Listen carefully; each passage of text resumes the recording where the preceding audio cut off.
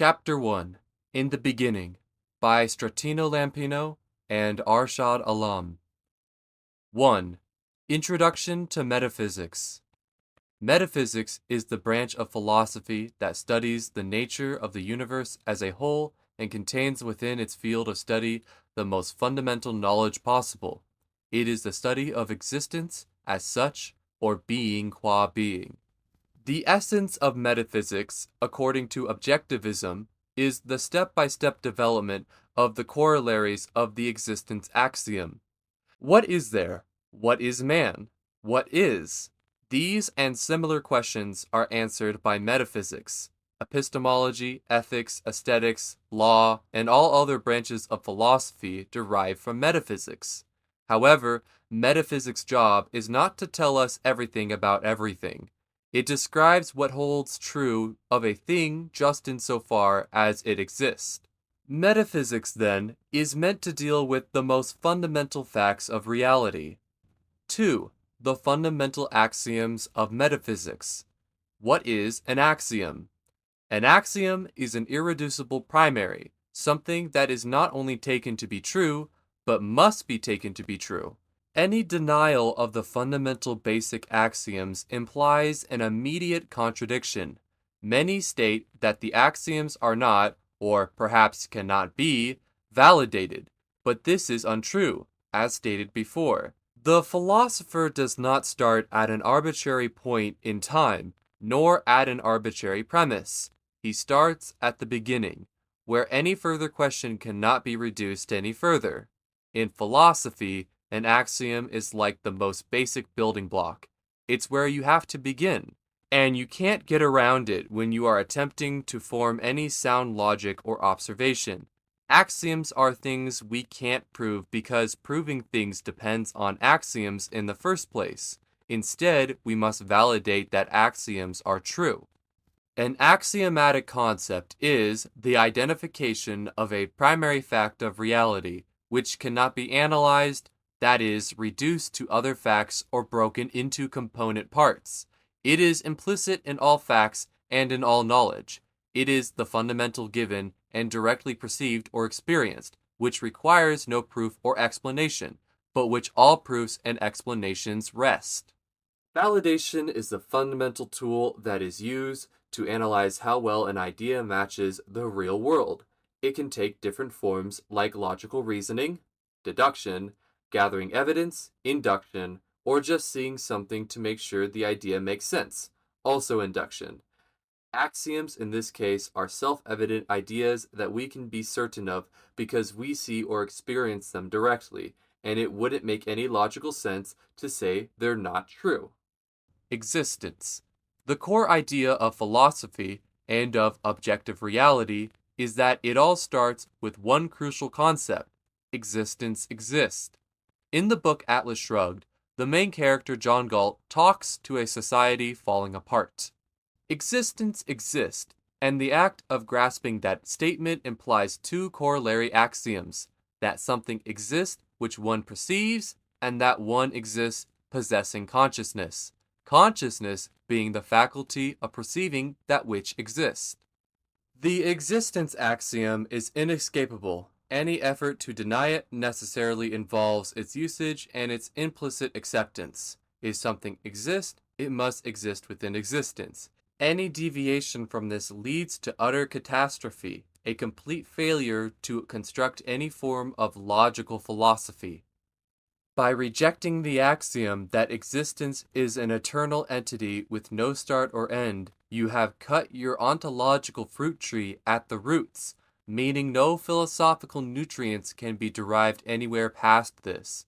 Any idea, concept, or percept becomes a floating abstraction with no concrete premise to latch onto. It becomes entirely illogical. Practically, this is equivalent to shoving a dead flower stem into the dirt and expecting it to grow. Without the support of a root, what is the plant supposed to grow from? There is no logical basis to support any of the myriad ideas to come from it. Let us analyze a philosophy that rejects existence at the core. Theological philosophy. Such a philosophy can be snipped from the root, But this was already done by its creators, so we need only explain how.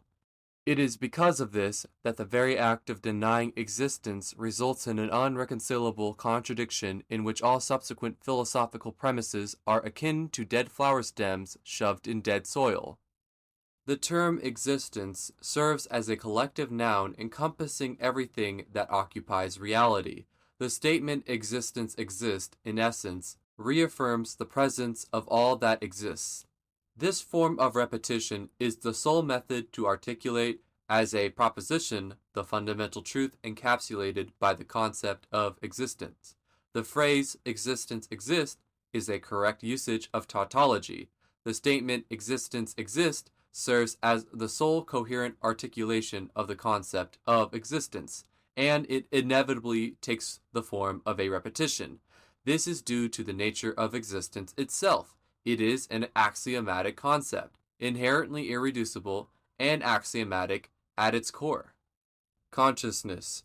Refer back to Galt's speech, and there you will find the definition of the second and next fundamental axiom, consciousness. And that one exists possessing consciousness, consciousness being the faculty of perceiving that which exists. Indeed, consciousness is the faculty of perceiving that which exists. Being aware isn't just a passive state, it's also an active process.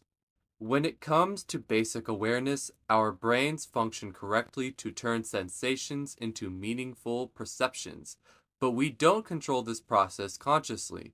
We're aware of the outcomes, but not how our brains produce them. At a higher thinking level, awareness is a product of our thoughts, our choices, and our intents. In both cases, consciousness requires ongoing and continuous action. Directly or indirectly, every phenomenon of consciousness is derived from one's awareness of the external world. Some object, that is, some content, is involved in every state of awareness. Extrospection is a process of cognition directed outward, a process of apprehending some existence of the external world. Introspection is a process of cognition directed inward, a process of apprehending one's own psychological actions in regard to some existence of the external world. Such actions as thinking, feeling, reminiscing, etc. It is only in relation to the external world that the various actions of a consciousness can be experienced, grasped, defined, or communicated. Awareness is awareness of something. A contentless state of consciousness is a contradiction in terms. Consciousness is natural. A mystical explanation for consciousness does not hold up when we take into account basic logic. Consciousness is a quality found in living beings on Earth, and it's something we can directly experience through empirical observation. It has a specific nature, identity. It has a function to help us understand the world around us so we can survive. There's nothing mystical or supernatural about it. There's no evidence to suggest that consciousness can exist separately from the natural world. It's not related to any ideas of immortality or of other worldly realms. An ordinary materialist would say that consciousness is unnatural. You can't see it, touch it, or measure it like you can with physical objects. But if we apply the same logic to our eyes, we could say that they're not real because you can't examine them from within. They don't have the qualities of awareness, and they can't think or feel emotions. Both arguments are similar, and it doesn't make sense to only accept the existence of physical things while denying consciousness. The truth is that both matter and consciousness exist, and we use consciousness to perceive matter. The fact of consciousness is and must be an irreducible primary, an inseparable fact, a fundamental starting point in any act of cognition. No matter the particular subject matter that a man studies, it must be true that he is studying something, which means he is conscious of something. This is not, nor could it be, negated by any explanation of consciousness, contrary to what some think. Were scientists to discover the physical mechanisms that underlie consciousness, they would not negate consciousness.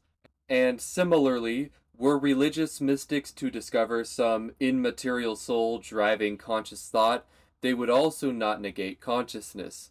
Ultimately, both the mystics of spirit and the mystics of muscle are still engaged in a study of something that exists.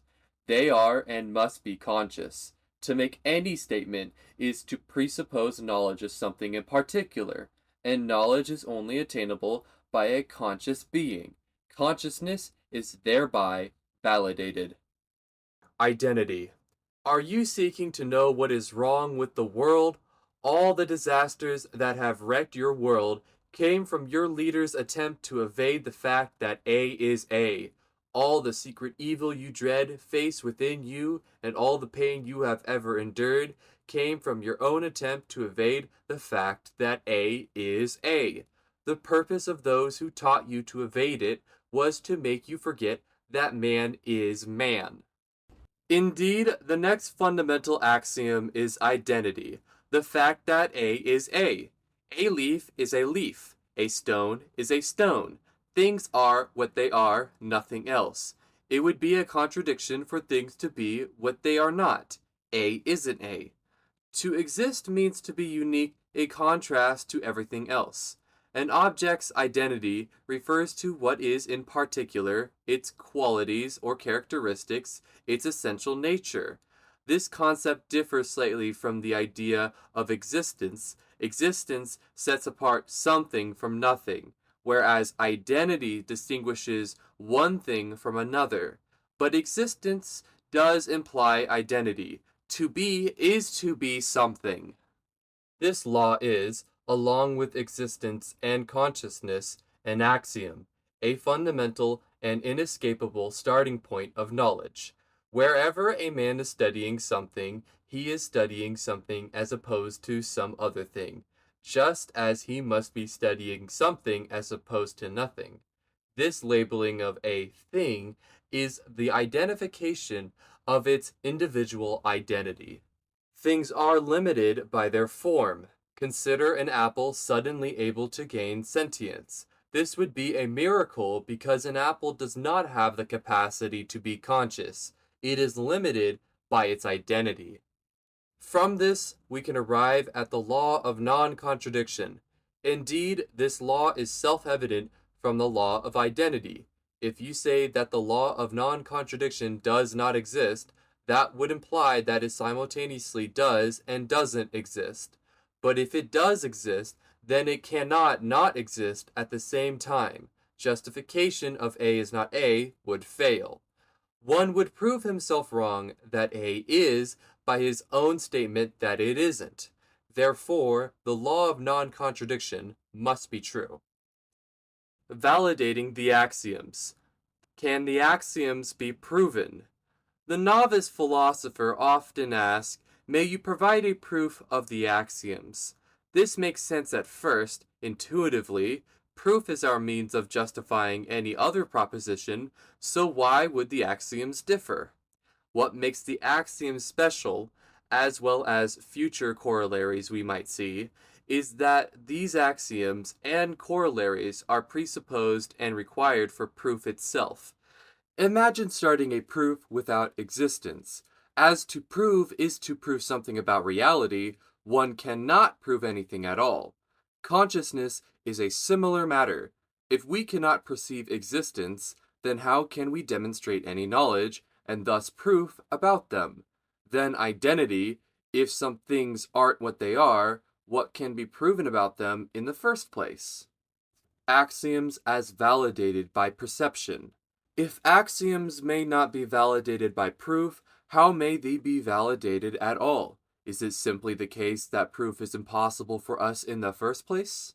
As proof is a reduction to certain premises, it is in fact impossible to prove everything.